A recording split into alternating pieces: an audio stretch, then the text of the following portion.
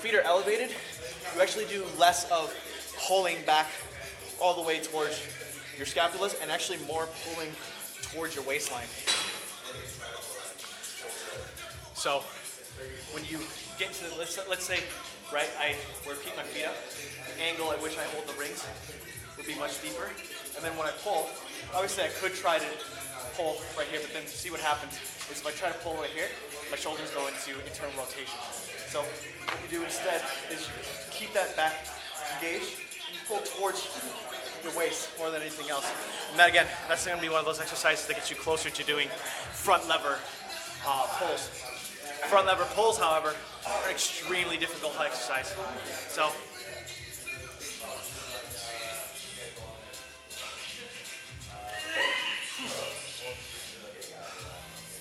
So yeah, it would be harder for me to do, but right now I want to just focus on just getting the actual horizontal pulling, especially since this is already my second actual full exercise. I already fatigued myself not only during my warm-up, but during my pull-ups. So the horizontal row, even at this angled position, feels extremely tough right now, and I've already come close to fatigue on it.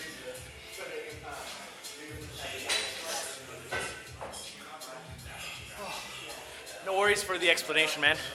I'm here to give out explanations. So if you have any other questions that you have during my training, feel free to just ask. I'm always available to answer any questions. I've got a pretty decent amount of viewers coming in and out right now. My average looks like it's been quite nice. So anybody just like kind of popping over and joining the stream, welcome to my stream. I do mainly calisthenics. I'm just in the middle of my pull training workout today. So I already did some front lever training, did my pull-ups for the day. Now I'm doing horizontal pulling in order to get that, well, to get the horizontal range of motion and developing all the right muscles to get better strength and musculature in my back. When you're doing any kind of pulling exercise, you also spend a lot of time working your biceps as well. So my last exercise for today after the horizontal pulls is going to be front lever negatives. Now, I'm probably only going to be doing maybe sets of 1 or 2 because that exercise is hard as hell. Absolutely hard as hell. And in hindsight, I probably should have done that first. But again, even if I'm fatigued, it's better to be working a lot of these movements when you're in a state of fatigue to get just a little bit of that extra shock to the nervous system in order to build better strength during your recovery time. So I'm going to give myself maybe about another minute of rest here before I hit my final set of horizontal pulls. Then after that, going to front lever negative raises. Well, front lever raise negative, usually the concentric. Okay, so the concentric would be when you're pulling. So if I'm here at a dead hang from the pull-up bar, the front lever raise will look something like this, right? But since I'm a bit fatigued right now, I'm going to start from the top and then lower myself into the negative. Curious, would you be able to break down some progression for the toes to bar and what muscles do they work on? So the toes to bar is actually, toes to bar, first off, I can't do a proper toes to bar because I do not have the mobility in my hips. It's also not a movement that I necessarily practice, but I do understand the progressions moving up to it. So if you want to get yourself to the toes to bar, right? First off, let's talk about the muscle groups that we're working on for the toes to bar. So if anybody's on the stream who doesn't know what the toes to bar is, let me see if I can give you a really, really crappy demonstration of what that looks like. I don't ever train this movement, but again, I never really try to. Let's see how this looks.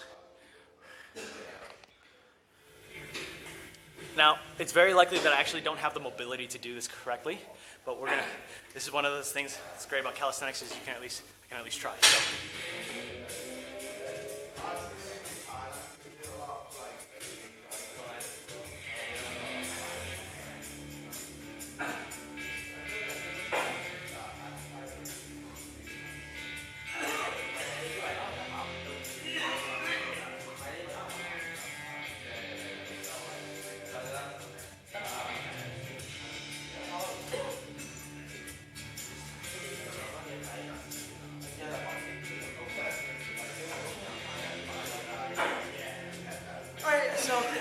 What do you know? It actually turns out that I can kind of actually do the toes to bar without doing any compensation. So let's show you what a very common compensation would be, right? A common compensation for the toes to bar would be somebody going up here, not having the actual mobility to raise their legs up, and then tilting their back. Right?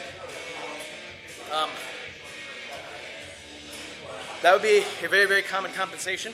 And again, they usually do that is because they don't have the hip flexor mobility in order to actually go into that full pancake position. So where I feel it the most is going to be my lower abs and my hip flexors, as well as my quads. So your quads are going to have a big role to play in it, because what you have to think about more so is just quad strength. You're using your quads. Here, let me see if I can do this from the ground, right? If I show you from the ground, it might be easier to kind of visualize. So, from down here, let's say I'm holding out to the bar. What's actually lifting my legs into that, into leg flexion, or into hip flexion, right? It's actually my quads and my hip flexors right here doing all the work. Now, if I focus on just squeezing my glutes, it's obviously not enough, and it's actually counteracting the amount of tension that I'm having in my quads and my hip flexors. So, again, it's the hip flexors and the quads doing most of the work up, and then the trick to it is having the mobility, again, to shift your weight back up. Now, I think one of my compensations is that I will tilt my lumbar a little bit just to get that extra bit of range of motion. But you don't want to be doing that. So first off, you need to be building flexibility right here at the hip flexors. So not only hamstring flexibility, but flexibility in your hip flexors to be able to reach and go further. So secondly, you need to develop lower ab strength. So the progressions you're going to be wanting to do, right, in order to get towards that. I can do them. I have to kind of lean back with my shoulders. Yeah, so that's, again, that common compensation that everybody does when they're trying to do the toes to bar is they will lean back to try to get that range of motion. But again, you should be focusing more on getting your lower abs to do the work, as well as getting mobility, flexibility in your hip flexors and your quads. So, the progressions you're going to want to be doing, right, are just the really, really, really boring stuff. For example, right, knee raises. Super boring, because that's what's going to get you there. Then eventually, leg raises. L-sit position. And then from there, over time, developing closer and closer to that V-sit position, to the point where you can just toes to bar. Probably something that I'll have to work on a bit longer as well, in order for you to explain. Obviously, for me to also make my mistakes, learning how to toes to bar. But as far as I'm aware, those are the progressions that you're going to need in order to actually develop that movement. So, all right, last exercise.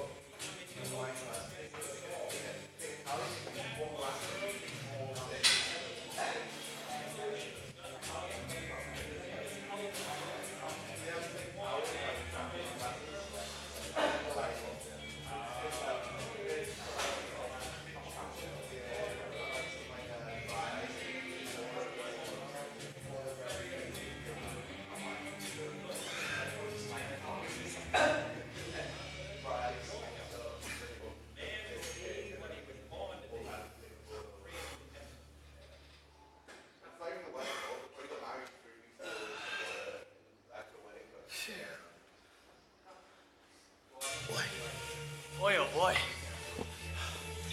So, whoa. Almost broke my skull.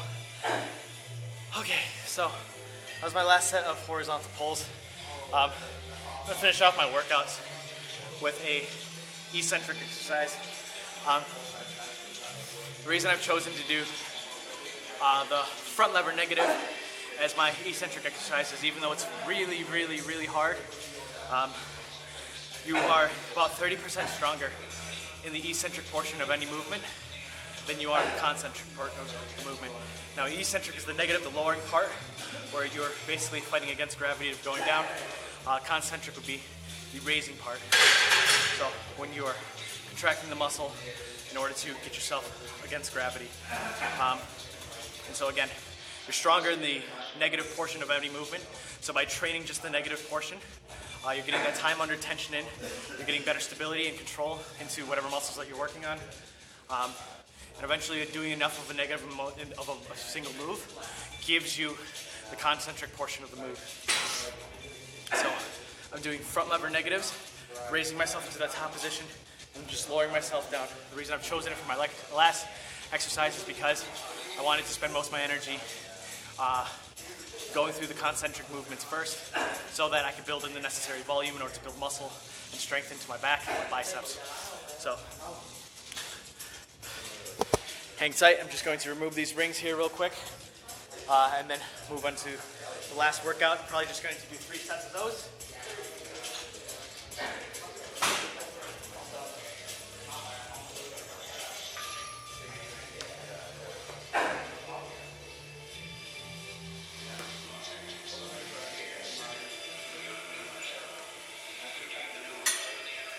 So, to the 5 viewers that I've been consistently having during this stream today, thank you very much for joining my stream. It's been a pleasure so far streaming here. I'm definitely starting to enjoy this a lot more. I'm getting a lot more comfortable with speaking to random strangers on the internet through my camera. Getting more comfortable as well with just explaining everything that I'm doing. So this is really, really good for me because it reinforces the basics, which as you become more advanced or intermediate into any skill, what you're going to need to do is always refresh up on the basics, because essentially what you come to understand is that intermediate and advanced level skills require a very, very strong understanding of basics. What they are is just manipulations and combinations of basic skills and basic movements, right? So this has really, really been really good in just helping me reinforce a lot of those things so that I never forget them. I'm going to be quite a forgetful person, so just tying up my rings here. I am not at all excited for this last exercise. This last exercise is a bitch, especially when you're built like me. I actually have quite heavy set legs compared to the top of my body. My legs, my quads, my hamstrings, my glutes are actually much bigger than everything that I have up here. I spend a lot of time training everything that I have up here, but somehow I always developed better musculature in my legs, and so my legs are actually quite heavy for this exercise. It makes it a lot harder actually to even lower it more into the position.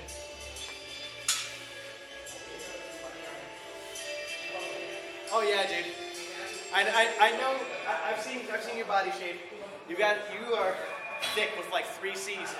That's okay, man, because I'm actually quite impressed with the level of skill that you have for being your size. If you just shred it down on your body fat, if you lower your body fat percentage, I would say you'd be pretty damn strong. I mean, like, pretty damn strong. So, and it's not like even for matter of for you. Like for you, it's not even for a matter of training. Your training is just fine. What it is it's definitely going to be your nutrition. So, if you just ate like a little bit less, over time, you'd be able to lose off all that body fat, and you'll see yourself and you'll feel yourself get stronger. Yeah.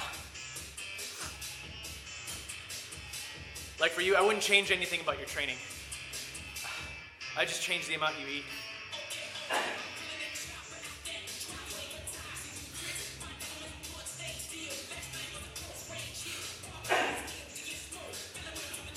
What is it about your diet, though, that you find so hard to actually change? Because if you know that your nutrition's a problem, then like obviously, then you know where to, what to exactly to address, right? So usually, what it is for no offense, but for guys your size, is they have like a certain like personal favorite that they just can't seem to like shake off, you know, and it's really, really hard to, if it's thrown right into your face, it's really, really hard to avoid it. My sleep schedule, work, and my anxiety contribute. Dude, I know exactly how that feels, man. I've been struggling with anxiety for like the last couple of years. It's a bitch. But funny enough, it's when you actually fix up your nutrition and your sleep and your training that all the problems that you deal with in terms of anxiety suddenly start to go away. I've never taken an antidepressant before. I've been prescribed antidepressants in the past, and I just never took them. Instead, I took the approach of, all right, I'm gonna take a bunch of fish oils, clean up my nutrition, clean up my training, and then fix up my sleep. And then all of a sudden, through time, like the panic attacks go away, the constant worrying and thinking about, oh, what's everybody else thinking about me, that goes away. And then you kind of get in the habit of just saying, fuck off to the rest of the world and just doing your own thing, you know, going your own way. So, you know, anxiety usually comes off when you just, especially when it comes to social pressures, like, of just, how worried are you about what other people think? My meals currently are around 7 to 10 a.m. breakfast, lunch 1 to 12, late dinner, and then light after work dinner 11 to 12. All right, so definitely one of your bigger problems, man, is going to be your lack of sleep. That should be the first thing you should try to fix up. How long are your shifts? Because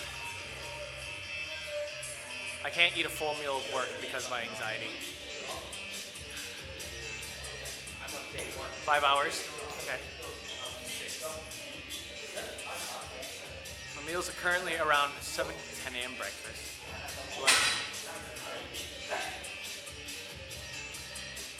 I don't travel well on a full stomach. I mean, I never recommend anybody eat till they're full, ever. Like, it's like, just eat until you feel you have energy. And usually that's gonna be a lot less than what you think.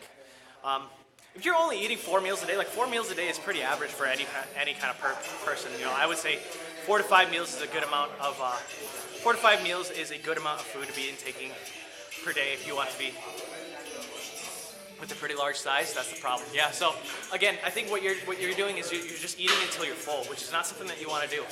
You just want to eat until, like, I would say what you're eating right now, just cut off a little bit less during every single meal, and then you will start to slowly lose weight. You'll start to slowly build fat. But I would say much more important than your nutrition, to be honest, dude, is going to be your diet. You burn off the most amount of calories in your sleep, and then you build the most amount of, and then you build all your muscle in your sleep. Like, you're going to get all of your gains from having good sleep. And if you're waking up at like 7 in the morning and going to sleep at like 12, you're only averaging something like 7, maybe less hours of sleep every day. And so I get roughly 9 to 10. 9 to 10 hours of sleep every single day.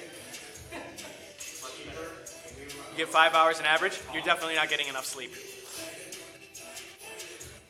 Like, I would say if you want a more reasonable approach to slowly building better habits in time, fix your sleep first. Fix your sleep and then slowly work on your nutrition.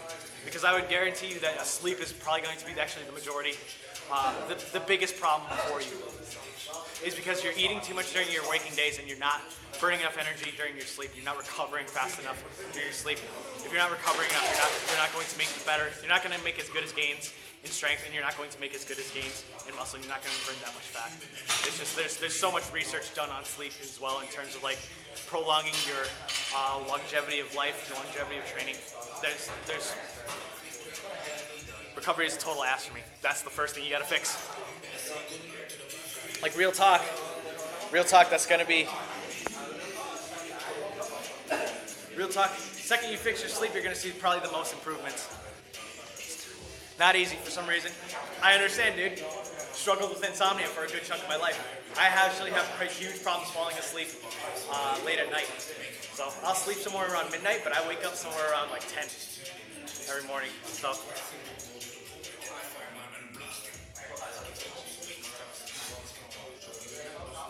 All right, so front lever negatives. I really hate this exercise. It doesn't feel good. It doesn't feel good at all. It's painful. It's uncomfortable. It hurts and I feel weak almost every single time I do it. But I gotta do it. It's going to, again, help me build strength over the long run. So.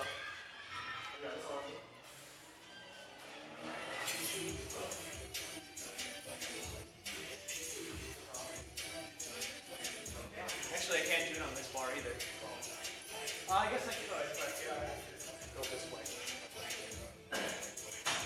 Nope, can't do it on this bar either. Switch to a different bar here.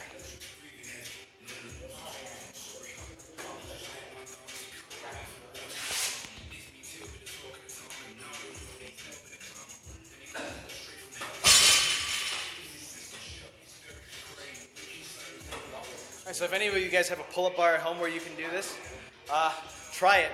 It's painful. It sucks.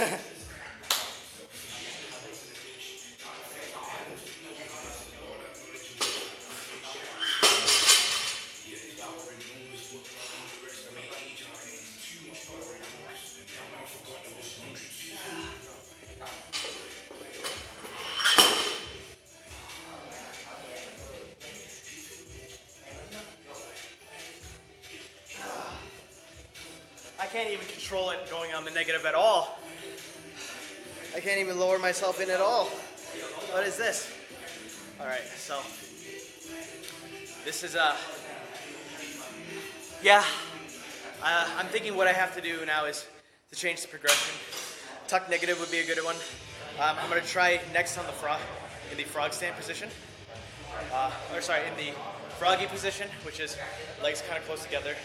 That way I can at least focus on, because my problem with the tuck position, right, is that it doesn't give me the glute engagement and the core engagement that I like to try to actually get out of this exercise, because that's actually what I would say is the harder thing for me, because I have, again, such heavier set legs that gravity's kind of just pushing it down, and I don't have the glute or the strength, I guess, in my lower body to keep gravity from pushing everything down. So.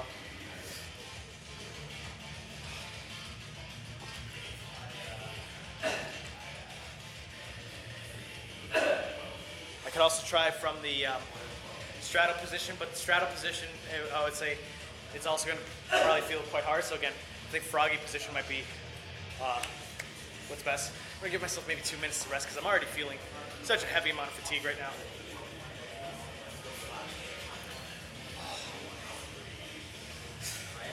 Maybe do two more total sets.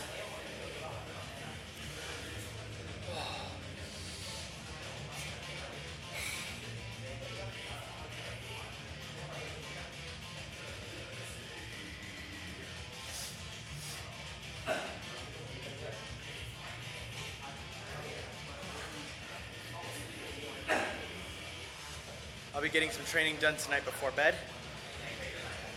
Maybe not the best idea, to be honest. I like to try to get training done just a couple hours before I actually plan on sleeping, because again, you don't want to. First off, when you start training before you go to sleep, you're gonna find it's actually gonna be harder to fall asleep because you basically put your body in a position where now it has to start thinking about fighting. So you're gonna be running off a lot of adrenaline, and adrenaline is not good for you necessarily if you're trying to get sleep. So again, I would recommend maybe training at least 3 hours before you plan on going to sleep, and then before you go before sleeping, maybe work on like mobility drills, mobility exercises, flexibility training. It's going to be handstands and stretching. All right, and yeah, it might end up being good. Just maybe don't overdo it on the handstands. Depending on, I would say with your level of handstands, it's probably, with your level of handstands, just doing general handstands is probably not going to be very high on intensity for you. For me, I'm not that good at the handstand yet, so it's like a moderate level of intensity for me. Yeah, don't go hard before you sleep. Just go hard maybe like 3-4 hours before you actually go to sleep. I'm trying to get better in the habit of training maybe like 2 hours right after I wake up. It sets me up better for the day, increases my mood. It's definitely better for like, because I actually have to do like full-time work after this. So.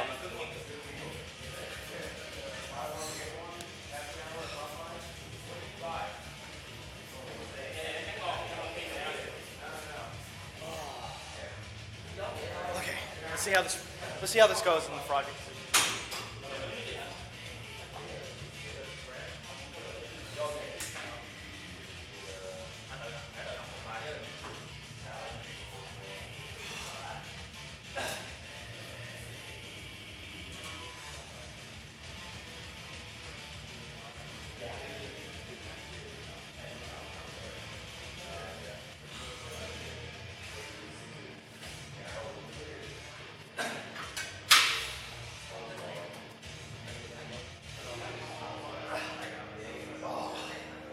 All right, 2. The first one felt okay though.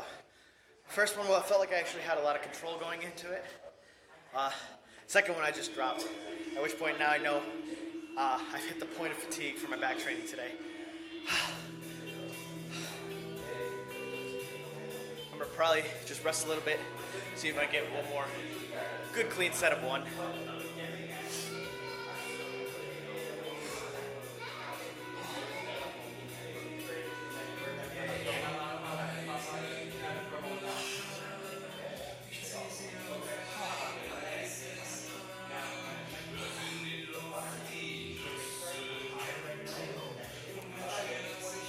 Thanks, man. As long as it looks good, it feels good. It feels like I have control. Better than the straight body for sure, definitely. And again, usually I can do at least maybe like 2 or 3 reps on the straight body front lever negative. Definitely for now, I feel a little bit fatigued right now. It's Thursday. Tomorrow I'm going to be doing core training, a little bit of leg training, using just calisthenics. And then Saturday and Sunday, I'm actually going to be in Japan. So I'm going to be doing very, very, very light training while I'm in Japan, doing some kind of like balancing drills, mobility drills. So I'll be streaming from there. If you get some time, you can go ahead and just check out my stream over the weekend. I'm streaming from Tokyo. So anyway, approaching close to my rest days. So it's going to be good to just give my upper body a few days to rest, give my wrist some time to heal, which it's actually doing quite a good job of already. So.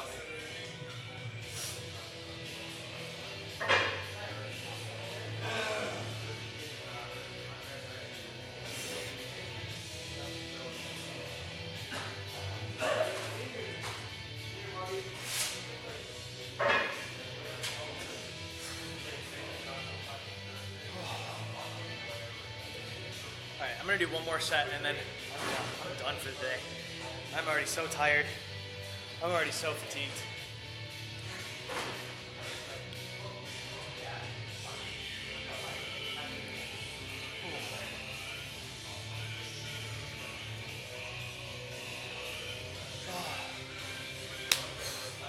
One more minute and we'll call it, and then we'll finish it up and probably just call it. Going to get my splits this year. Going for like the Van Damme, like the straight leg. That one. That's a cool split, man. I wish I had the mobility to do it. If you can do that at your size, dude, I would say front, not the side. That split. Go for it, dude. I'd be really, really impressed to see a guy your size do the front splits.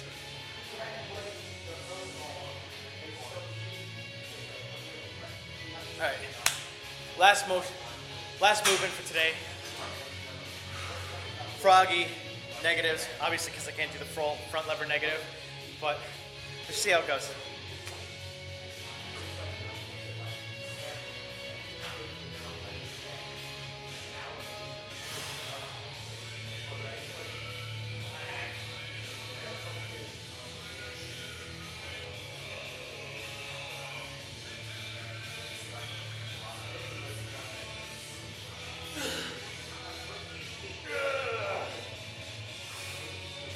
Wow, I just dropped straight down on that last one.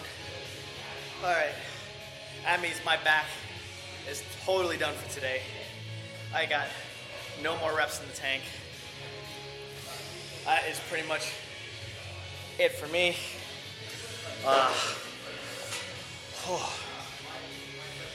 That is pretty much it for me for today. So, really glad at where my training's at right now. See, I've had over at least 4 viewers in pretty much the entire time, so that's been really good. So thank you to all the 4 people who've been watching me consistently throughout the whole stream today. I've had quite a lot of drop-ins than usual for today too, so I've been feeling pretty good about that. Anyway, thank you guys very much for tuning into my stream, joining. I'll see you again tomorrow. Peace out.